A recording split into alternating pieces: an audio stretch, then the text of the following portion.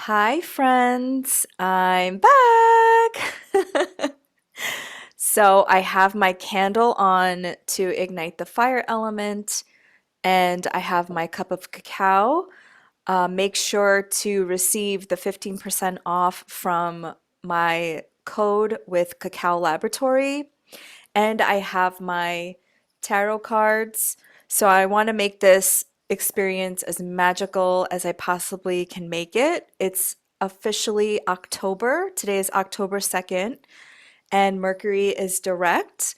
So, yeah, let's get into it. I took 2 months off, as some of you may know from my last episode about the book, How to Manifest, and the previous episode before that, where I talked about my creative cycles. And in that episode, I mentioned my friend Amy. Hi, Amy, if you're listening to this.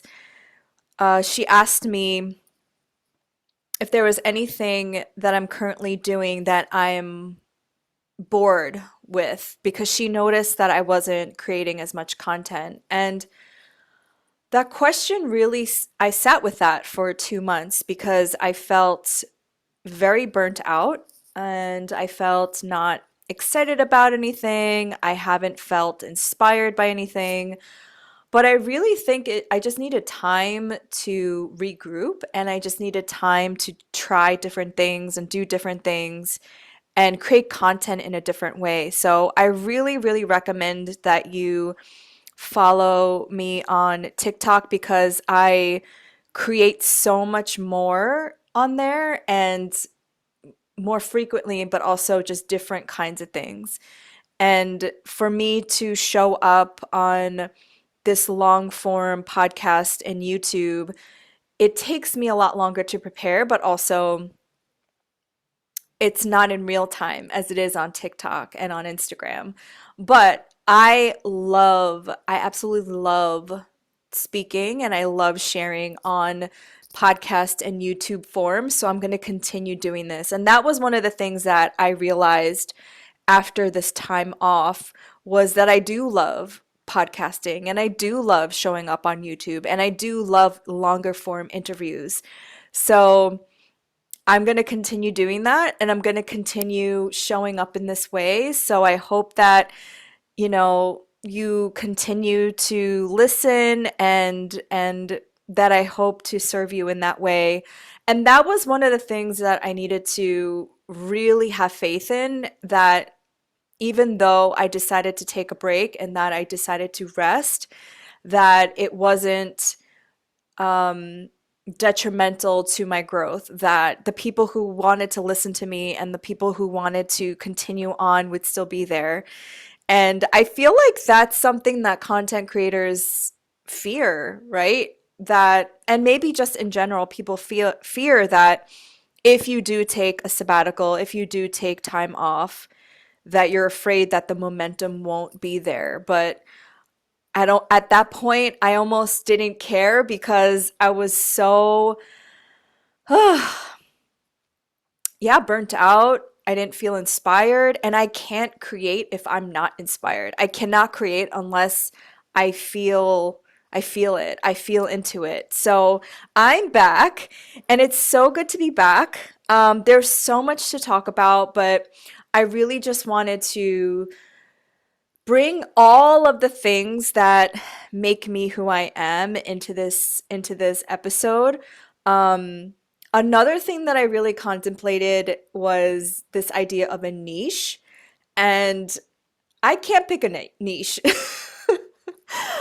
I just can't. It's not me. It's not how I move through this world. It's not how I learn. I really believe that I am a multidimensional being and I'm interested in different things, and all of the different experiences and jobs and careers and studies and modalities that I practice make me who I am, Laura Chung. And for me to limit myself to just being a Reiki master or an astrologer or a writer or a content creator, for me feels very limiting. So I'm just gonna do me and show up as I am and just allow my spirit to come out in the way that it was meant to. And hopefully, this will resonate with whoever it resonates with. And I hope you come along with me on this journey because, wow, has it been a journey? If you are a human today in 2022, you know that we are going through some massive shifts and massive changes. And I spoke a lot about this on my TikTok and Instagram that October for me is the month of massive shifts and change. And just to give you a little rundown of what's going on in the sky, Mercury is direct today in Virgo, and it's now going over those pre-shadow degree points. So we're not out of the clear yet, but we are definitely having more clarity and a sense of what the Mercury retrograde was all about, right? Like, you learned a lesson in your area of your Virgo and Libra house. And by the way, if you want more clarity on your natal chart, I do personal readings. All of that information is on my website, and linked in the show notes. But yeah, there's an opening here, a moment of clarity. We're still not out of the woods yet because Mercury is opposing Neptune, which makes things a little foggy. And also, we're still trying to figure things out. On October 8th, Pluto goes direct. So Pluto has been in Capricorn since 2008. It's been there for 14 years and it's in its last degrees of Capricorn. So some kind of massive rebirth and death phase and transformation is happening in your Capricorn house. And it's a big deal because Capricorn is about your structures, your boundaries, the way in which you navigate this world, the container, the structure, the skeletal system of your life. And so Pluto will be moving direct. And what I'm really interested in is March of 2023. Actually, it's exactly on March 23rd, 2023, Pluto will go into Aquarius for the first time ever. And we're going to be witness to that massive change. So Pluto is finishing up its story in your Capricorn house. Then on October 22nd, Saturn stations retrograde. So Saturn has been in Aquarius since I believe last year, 2021, and it is also in its, late degrees and it's finishing up its story there. Saturn, it's in its domicile of Aquarius, and Saturn is going to enter Pisces for the first time also in March 7th of 2023. So again, we are having this opening of energies going direct now, these planets going direct, going through their last stages of their, signs that they're in right now. And so they're going through this transformation phase. On October 27th, Jupiter will enter back into Pisces, it's retrograde. But before that, October 23rd, we enter Scorpio season, which I actually love Scorpio season. I love October. October is my favorite month because here in the Northeast, it's fall. It's all about the abundance and then the eventual death of nature and going inward and our rebirth phase. So Scorpio is like the thinning of the veil to the other realm. And then on October 30th or 31st, depending on where you are, Mars will go retrograde in Gemini. And I'm already seeing so much of the Mars and Gemini activation just in my personal life that I'm interested in seeing what the retrograde will bring. So just to sum that up, Mercury, Pluto, Saturn will go direct and then Mars will go retrograde. And then in the coming months, most of the planets will start going direct. And by January of 2023, all of the planets except for Mercury, because Mercury goes retrograde like 3 to 4 times a year, will be direct. And then March of 2023, we have again Pluto entering in Aquarius and Saturn entering Pisces. So we are collectively going through this massive change. And I think I've said that in so many of my episodes since 2020, but it just so happens that we're alive through these massive shifts in our collective conscious. And these are times that have been prophesized by indigenous cultures, cultures around the world, ancient prophecies. And I think it's just, I don't know, luck or depending on how you see it, that we're here, that we're alive to witness and be a part of this massive shift of consciousness and this just collective shift of how we live on this world, on Mother Earth, with Mother Earth, hopefully in alignment with Mother Earth. And so just to give you that background of what's happening collectively, because I write in my book, by the way, shameless plug, How to Manifest is now available. Um, on day 24, I'm sorry, I speak about the universal laws and how the universal laws are all very important in the manifestation and co-creation process.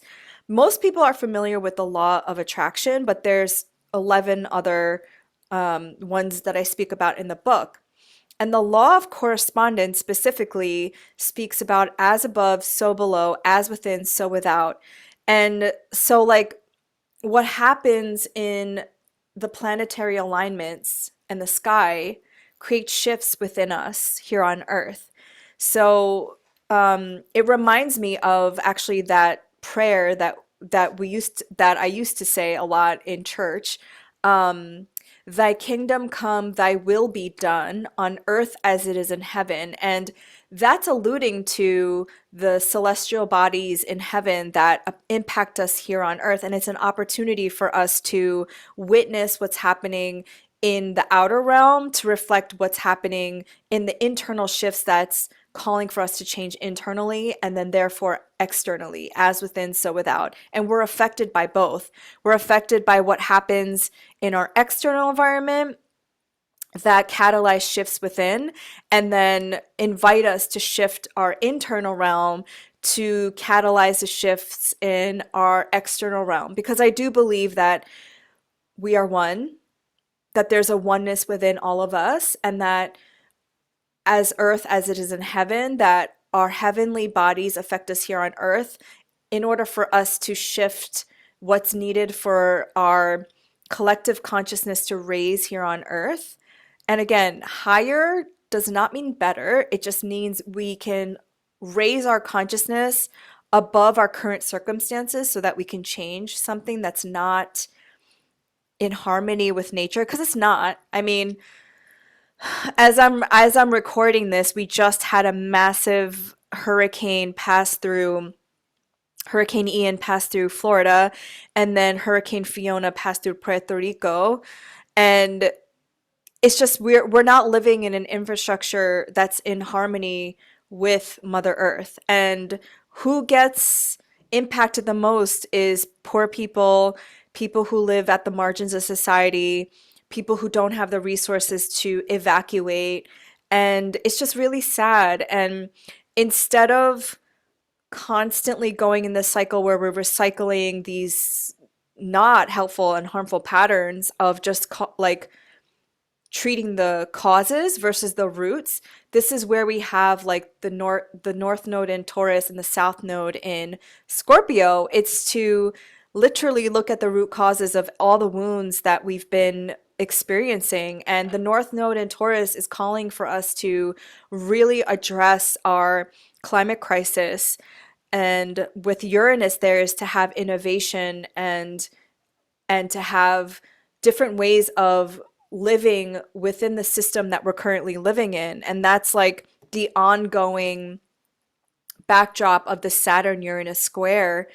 It is this like, because of the climate crisis, we need to create different systems again with Saturn in Aquarius. And I know this is a lot of astrology that I'm throwing at you. So if you want to learn more, if you want to go deeper with us, I guess this is a good time to announce that I'm letting go of the moon circles after December 2022. And so there's 3 months left, October, November, and December of moon circles where I go over astrology and we do rituals and we do magic. But I decided to let it go. And it might not even be for forever, but it's just for now, starting in 2023, because I am making room for the unknown. I don't know what's next, but I just feel called deep within me to do different things. And I'm not quitting or not letting it go because I don't love it. I actually really love it. And it's not because I, for any other reason other than I'm honoring the natural cycles of life, the life, death, and rebirth process. And so, in order for me to walk the walk of what I talk, I have to also show up to what I'm saying. So that's just another little update from me that there's 3 months left. And so if you want to get deeper with the astrology, you can join us for the last 3 months. And also, I speak a lot about the astrology on a daily basis on my TikTok. And hopefully, when I get into the rhythm of this, I can share more on YouTube as well. But yeah, I just wanted to share all of that with you because right now, what we're going through is like the calm before the storm, metaphorically, of course, because what's going to start happening as these planets start going direct is your integration of everything that you've learned in the sixth retrograde period since earlier this year. We've been in it like this in retrograde stagnancy. And what I mean by stagnancy, I just mean like a pause. Because I think sometimes we think of stagnancy as negative, but I actually think it's necessary because sometimes we don't create consciously. We create out of our shadow, out of our trauma, out of our just need to continuously trample through life because we don't want to sit with what is. And so retrogrades is this cosmic invitation to be with what we've experienced so that we can reflect and that we can review and that we can really consciously go about our lives. And that's exactly what happened to me because I took this retrograde time to really look within and ask and like do an inventory of all the things that I've been doing and what I've created so far. And every day I journaled. I love moleskin, this like moleskin journal where there's no lines, and I journal, I draw, I scrapbook, really like just it's like a download of all that I'm feeling, the astrological transits that are happening at the time to help me really solidify and focus on like what matters to me, what value that I want to bring to this world, how could I be of service, and to ask myself, what is it that I really love to do? And what is it that I'm doing just because I'm doing it on autopilot now and that I think I have to do versus like what I really want to do. And there is a difference because when we are creating because we love to do it and because it's from our true essence, that energy is so powerful. I can't explain it other than how I'm explaining it now, but focusing on your essence and what it is that truly lights you up, you don't know what the form will be. And the best example of this manifestation for me is my book. Um, because as you know, if you listen to the previous episode, I wasn't intending to write a book about manifestation. I was writing a different book actually, which has been taking me a long time. I'm writing it now. It's actually a novel based loosely on my experience and my stories. It's like really funny actually. But anyway, getting back to this book, um, the way in which it came is because I was studying manifestation and astrology and energy, and I was writing about it. I was, contemplating it, studying it in my journals, and I had like a stack full of journals about this topic. And then I started sharing it on TikTok right when the pandemic started happening, March of 2020, and that got the attention of an editor from a publishing house.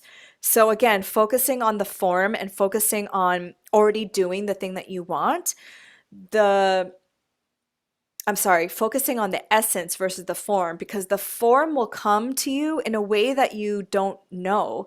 Because if you know it, and if you're expecting something, and if you're expecting the form, it's something that you've already created from your past, and you want to create something that you have never experienced before. So you have to be open to all the different channels and possibilities that it can manifest through. And so my best advice for people is to just do the thing. Start doing. Like, if you want to be a writer, start writing and start sharing about it. Because how else will somebody find you if you are not searchable? So that's my best advice. And if you have fear around showing up, if you have fear around writing, if you have fear around doing videos or speaking, then that's the inner work that you have to do. Like, what's holding you back? What's that fear? What's that shadow that you've repressed? That's the inner work. Um, but yeah, actually, if you want to follow along on a day-to-day journey, I've been doing on TikTok for 40-day journey about how to manifest, and I think we're on day 11 today. So if you want to join on and you want to watch that series, go on my TikTok, because I go through day by day, because I want to make this as accessible as possible, and I want people to actually co-create the reality that they want to live in. And what I found is we can talk about manifestation and astrology and these mystical, metaphysical concepts all day long, but unless you integrate that and embody that information and then start taking action steps, then it's really hard to it's really hard to create. I won't say it's impossible, but it's way harder to make things happen when you're not actually embodying the things that you've learned, because then it just becomes ideas and it just becomes a daydream when you don't embody it into your action steps. So, yeah, I think this is an important time because then we also have eclipses, and our first eclipse is October 25th. It is a solar eclipse in Scorpio, and a solar eclipse is basically a new moon on steroids. And the portal for when this happens, they say, is like a month before. So we're already in the portal now. So a lot of endings right now, because in order for a new beginning to happen, you need to end something. I really I love and love is a strong word with an eclipse, because with an eclipse it's very unexpected and faded, I feel. Even though I feel like so much of life is faded and sometimes out of our control, but what I love about this solar eclipse is there is a conjunction to Venus. So there is some kind of benefic force happening with this new moon. If you are ready to let go of something from the past, because it is a south node. And I actually have a episode all about the north and south node and eclipses, and but just to refresh your memory, a south node is a releasing point. So this is like a new beginning in an area of your life where you're already releasing something, if that makes sense. And so, again, this is a lot about releasing old wounds, old attachments, because it is Scorpio, which is seeing the shadow realm, the underworld, seeing the root causes of your wounds and your traumas and things that have been like having like some kind of control over you unconsciously. And this is the time to let all of that go. This is the time to do the shadow work. This is the time to heal and purge, and so that the regeneration can happen. That's a beautiful key word for Scorpio because the modern ruler is Pluto. So we have that Scorpio eclipse starting in October, which starts eclipse season. And I really feel like I said in the beginning of this episode, October is the month for massive change and massive shifts. And some of these changes you've asked for. You've asked for alignment to your higher self. You've asked for your soulmate. You've asked for a better paying job. You've asked for all of these things that are, in your highest timeline. But when you ask for something that is not a part of your current reality, you have to have some kind of tower moment. You have to let go of the old version of you. You have to let that part of you die in order for you to ascend and match that part of you, which is a part of you anyway. Like all things that you can imagine are possible. I think that's some form of a quote of Picasso. So it is uncomfortable because we are creatures of habit and we love comfort. I don't know anybody that is fully accepting of change when, especially when it's not in your control or when you didn't ask for it. But this is the change that you've been asking for. This is the change that we've all been asking for collectively. We want to live in more harmony with Earth. We want a more equitable world. We want more love. We don't want all of this polarity that's going on with this Mars and Gemini. Holy shit. I've never encountered so much arguing and so many trolls coming out of the underworld than I have during Mars and Gemini. And just as an FYI, the United States Sibley chart has Mars and Gemini, and so does Twitter. So both Twitter and the United States are having their Mars return in Gemini, and it's passing by 3 times. So just expect a lot more arguing and a lot more back and forth action here. But what I was telling my mom is that this transit is really an opportunity for us to speak our truth, to have more clarity on our own sovereignty, right? To speak up for ourselves, to speak our truth. And so really try to tune into the higher vibration of Mars and Gemini versus like the shadow aspect of Mars and Gemini, which is like using your words to create war, using your words to like cut people and like separating from people, which, sometimes that will happen. And, you know, I think morality is it's a hard thing to talk about when there is so many multi-layered traumas at play here and everybody wants to be heard and everybody wants to be seen. But tuning into the higher vibration of Mars, of like, how can I have more curiosity? How can I have more engagement with communication and learn how to communicate with people and learn how to non-violently communicate? There is a book out that's called Nonviolent Communication that I highly recommend. It's such a Mars and Gemini kind of thing right now. And lastly, I just wanted to say, like, with all of this change and with all of this reflection time and with all of this, um, like the calm before the storm, like I was saying, the best thing you can do is to look within yourself. And this is what I'm doing as well. What is the universe trying to get you to see with all of this polarity, with all of this challenge? What truth is trying to be revealed to you that you cannot see, or that you are maybe distracted to see, or maybe that you've been ignoring, so that you can recognize the pattern and the cycle? And when you recognize the pattern and the cycle, you transcend, because you raise your consciousness to transcend your current circumstances. And that's all it really takes, is first awareness.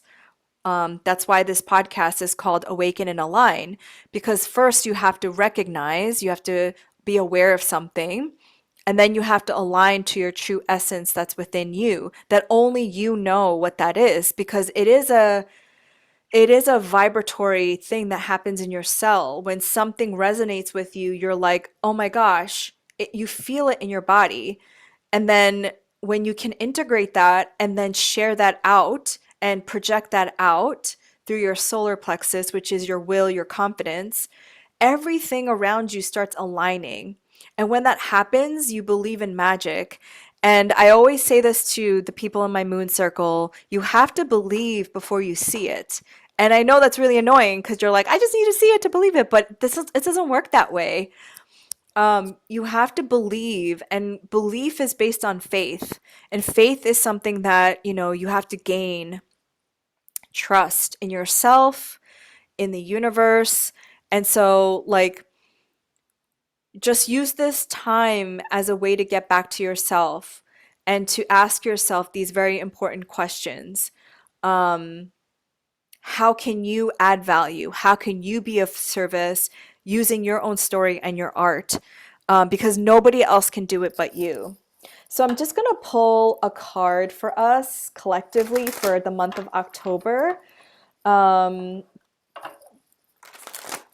and see what we have in store for all of us, because wow, and I cannot wait for the weeks to come to see how this manifests, because everybody in my life right now is going through some kind of shift, whether they have quit their jobs or left relationships that weren't serving them, or saying yes to opportunities. Like, people are doing things, people are moving and shaking because the time is now.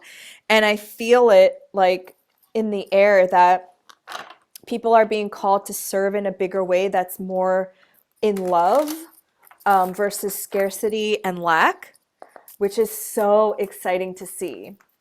Okay, so Spirit, Infinite Spirit, Ancient Ancestors, what is the message for us for this October? What is the message for us this October? Ooh, the Eight of Wands. I love this card. This is a Sagittarius card. It's Mercury in Sagittarius. What does that mean? And I'm just gonna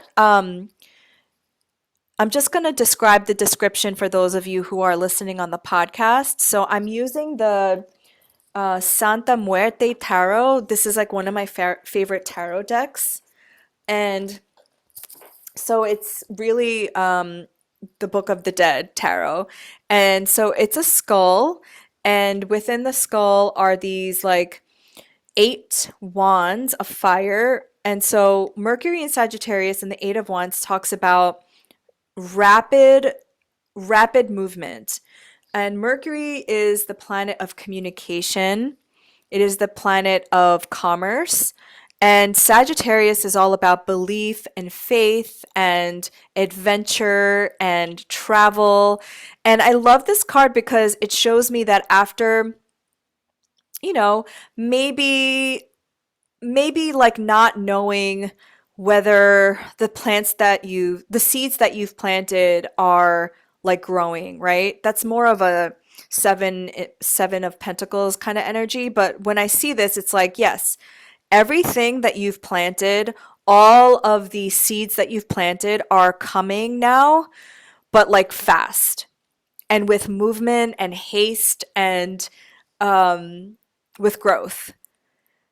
And things are moving at a rapid pace. And I've heard some astrologers say that with eclipse season, it's like you're in this vortex of time. Like, what is time? What is reality?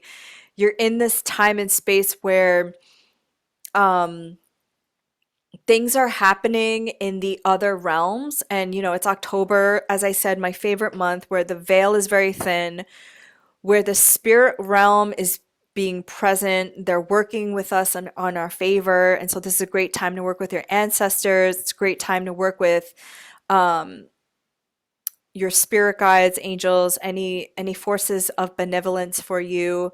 But it's a time to really use your intuition, use all of your psychic gifts, use your witchy vibes to communicate with the other realm in and working with the other realm in what you are co-creating in this paradigm, because you are needed. You and your gifts are needed in whatever way that they want to come out and be channeled through. And so the Eight of Wands is like, yes, it's happening. It's happening quickly. Things are moving. Your messages are being received, and the universe hears you. I love that message for us. So, with that being said, thank you so much for all of your support. Thank you all for buying my book, reviewing my book. And it's just been an honor to be in space with you on the interwebs. And check out the show notes. Follow me on the Instagrams at I am Laura Chung, at my TikTok at I am Laura Chung, my YouTube channel, Laura K. Chung, my website, laurakchung.com, for all of the updates and how you can keep up with me. And yeah, I send you so much love and blessings. Bye.